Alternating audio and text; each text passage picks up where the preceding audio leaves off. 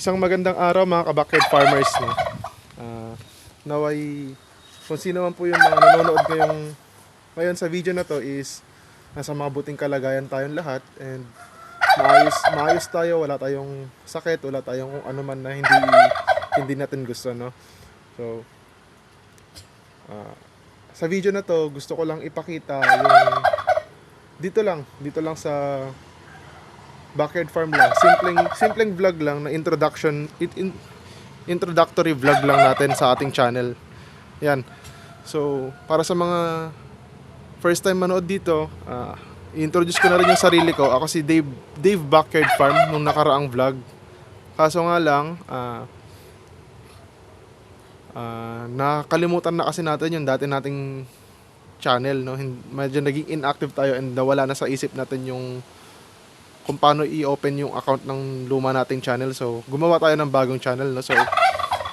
So itong pag-vlog na to is hindi na bago, and itong farm natin is hindi na bago sa vlog, no? So, meron tayong mga kaunting vlog doon, pero for now, dito na tayo magfo-focus sa ating bagong channel, no? So, ayun lang mga ka-farmers, mga backyard farmers.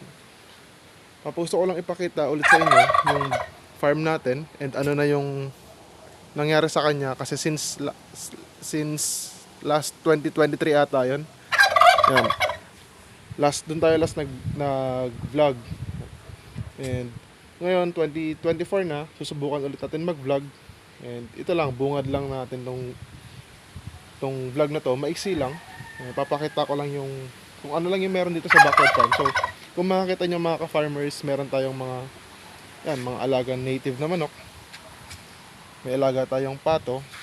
Yan, gray, and meron tayong pabo dito. Yan, meron tayong isang pabong lalaki dito, start up lang. Syempre, kung may lalaki tayong pabo, meron din tayong mga inahing pabo. Yan, pero papakita na lang natin sila sa mga susunod na vlog pa. And gusto ko lang makita sa inyo na kung ano yung nangyari comparing dun sa dati nating vlog na Dave Backyard Farm sa bago nating channel ngayon, no?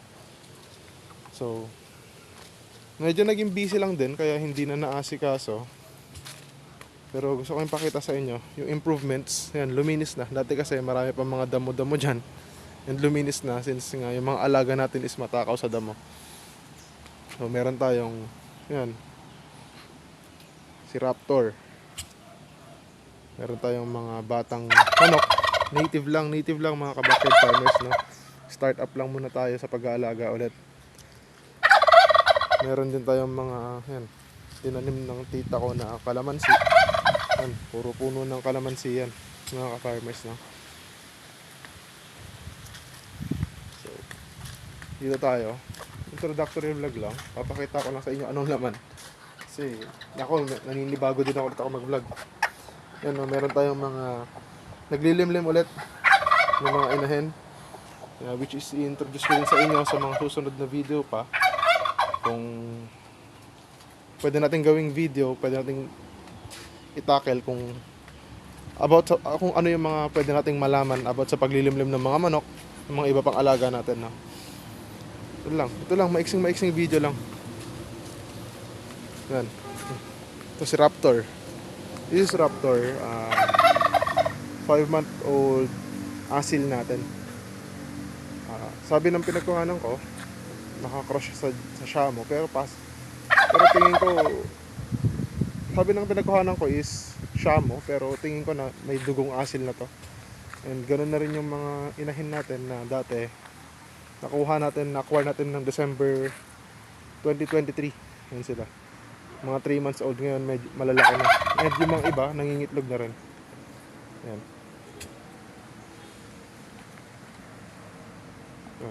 So, yung mga nagtatanong dyan na kung saan located tong farm natin, tong maliit na backyard farm natin, is dito to sa may bayan ng Lalo, probinsya ng Cagayan. Yan, so dadalhin ko muna kayo dun sa mga alagaan natin ng sisiw, kasi maya maya ililipat natin sila. So, yan. Pinuto lang natin saglit yung vlog natin kasi medyo naiilang pa tayo magsalita, no? Ayan, dito yung mga alagaan natin na sisiw, no? Ayan. Lahat ng mga alaga natin dito is mga native na lang. Hindi na tayo nag-aalaga kagaya dati ng mga may dugong heritage. Well, mostly naman dati, ang mga inaalagaan natin is mga native na lang din. Pero ngayon is, pero dati kasi may mga halo, may mga heritage pa tayo. May mga semani. Ngayon kasi is nag-focus na tayo solely sa pag-aalaga ng native na lang. Pang meat production na lang tayo and mga may lahing oriental na. Yan. So, lahat dito, mga alagaan natin to. Yan. Yan. Mga native na cobras natin yan. Dito, meron din. Ayan, nagsusumiksik. Ito yung mga ililipat natin mamaya. Yan, mga ililipat natin mamaya to. Mamaya papakita ko sa inyo. And dito, yan. Lilimlim na inhen. So, yan. Yun lang naman sa start. Unang video natin, pinapakita ko lang kung ano yung mga meron sa farm natin ngayon. Ito, na-acquire ko siya galing sa isang kakilala din. Ito is may dugong, I think asil kung di nagkakamali, pero hindi na siya pure asil. Ang sabi sa akin is yung talisayin daw na gagawin nating brood cup in the future is asil siya, nakakross sa tapi na chicken, yung may mga balahibo sa leeg and sa taas pa. Yun yung sabi sa akin. And yun sa inahin naman itong isa, hindi na nasabi sa akin kung anong cross, pero hindi na sila pure asil. So ito, meron din, yun dati kung mapapansin nyo, meron din tayong mga alaga native na ano. Yan, itong isa is native na cross sa silky, and yung isa ganun din, talisayan din pero itim siya. Mahilig kasi tayo sa talisayan mga ka-backyard farmers. So, yun yung target natin na paramihan. So, yun lang. Maya, ikakat ko muna yung video na to and mamaya, papakita ko sa inyo yung mga nalipat na natin. There you go mga ka-backyard farmers. Nalipat na natin sila. And the reason na gusto natin silang ilipat is, or the reason na kaya natin sila nilipat, hindi dahil gusto lang natin, is malalaki na sila. Itong batch na to is they're around 2 months and a half ata, kasi yung nauna sa kanila is born 2023 November. So itong mga ano dito, and yun, born sila no November, December, January, February na. At the end of the month of February, magti 3 months na sila, no? So, kailangan na natin silang ilipat sa growing area natin, which is, ito yung growing area natin. Simple lang naman. Originally, breeding pen ko siya, pero since malalaki na nga, wala naman tayong breed or hinahayaan lang natin sila na nakagala, naka-free range. So, dito tayo maglalagay ng mga growers natin, yung mga papalakihin natin, nasasanayan na natin sa lupa, no? So, yan. Kapag naglilipat kasi tayo, ginagawa ko siya madalas sa hapon. Most madalas pa nga gabi, para lesser stress sa kanila. And, mas malamig kasi sa gabi. Kaya hapon, yung mga ganitong panahon na hindi mainit, no? So, yan. Ganyan lang naman tayo mag-alaga ng mga native natin, hindi naman kailangan maselan, no?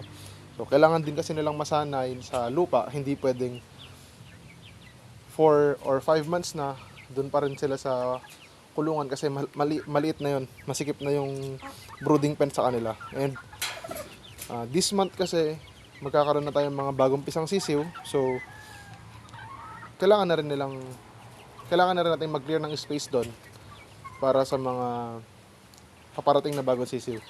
So, yung mga nilipat natin is, ito yung mga magkaka-age, no? So, meron pa tayo, yung mga pinapakita ko sa inyo kanina na native na nakakross sa asil or asil na nakakross sa mga ibang breeds is, mas later on pa natin sila isasama dito. Kasi, bacterial flushing pa tayo sa kanila and medyo hindi maganda yung pakiramdam ng iba sa kanila. So, kailangan natin silang agapan muna para hindi na lumala yung sakit nila. Yan. So yun lang. For now, for today's video, pinakita ko lang naman sa inyo ano yung laman ng backyard natin. Kung gaano kasimple yung backyard natin. Ayan, yung mga alaga natin. Nag-aabang na ng pagkain yan kasi madalas na madalas, ganitong oras sila kumakain. Ayan sila. Ayan, si Raptor. Yan yung 5-month-old natin na oriental chicken natin. Sana mapadami, no? Kasi ang target naman natin dito is makapag-produce ng mga pang meat type pang meat type na production. Hindi naman malaki ang production, pero kung may mga gusto lang bumili, mag-alaga, magkatay, may bibigay tayo sa kanila. Yan. Also as well, mga pabo, mga pato, kasi dito kasi sa amin malakas yung mga pato. Maraming bumibili ng pato. Napansin ko maraming bumibili ng pato. So, naging interesado tayo sa pag-aalaga ng pato and padamihin dati. Dati naparami ko na itong mga pato. Nasa 20 plus. Nagkaroon na rin tayo ng mga sisiw na 50 plus and nagbenta na rin tayo dati. And marami sa kanila is mga gray. Itong gray natin is anak na siya ng original breeder natin. And yan na lang kasi natirang gray natin. And ito is binili ko na lang din itong inahin na to para makapag-start up ulit. So yun lang. I-end natin yung vlog na to para sa mga susunod na vlog mag-introductory vlog ulit tayo, pero hindi na sa backyard natin kundi sa mga iba-ibang pwede nating matutunan sa pag-aalaga ng mga livestock natin. Livestock, poultry, and soon hopefully kapag may time na, kapag may budget na, kapag kaya na nating mag-alaga talaga, mga swine, mga baboy, mga native na baboy, ayan. So yan, ito na naman sila, pakita ko lang kasi maya maya papakainin ko na rin sila. Hayaan ko lang sila mag-adjust saglit. Hinihayaan ko sila mag-enjoy. Ayan nga pala, mapapansin nyo 2, 4, 6, 8, 8 na lang sila. Dati kasi is 10 sila. And hindi kasi sila magkasabay na batch, so nakakulong sa ibang kulungan yung 4 na bulik kasi yung kulay nun, kapatid nitong yan, kapatid nung talisayin na nakakross sa silky, yung dalawang yon. Tapos itong yan, kapatid niyan, yung dalawang namatay kasi tinuka nung mga ibang manok. Kasi nga ang mga manok talaga is territorial din naman talaga. So hindi sila magkakakilala, sayang. Tinuka, hindi na agapan. Pero hopefully dito hindi na sila maging ganon para wala na mabawas sa mga alaga natin. So ayun lang mga ka-backyard farmers. Sana natuwa kayo or sana man lang na-enjoy nyo yung introductory vlog natin. Nakakailang introductory na ako. Yan, ngayon lang ulit kasi tayo mag-vlog and nangangapa pa ulit ako, pero hopefully pagka nasanay na ulit tayo mag-vlog, yan, mas smooth sailing na yung pag-vlog natin. So yun lang mga ka-backyard farmers, no? Maraming salamat sa inyo and God bless.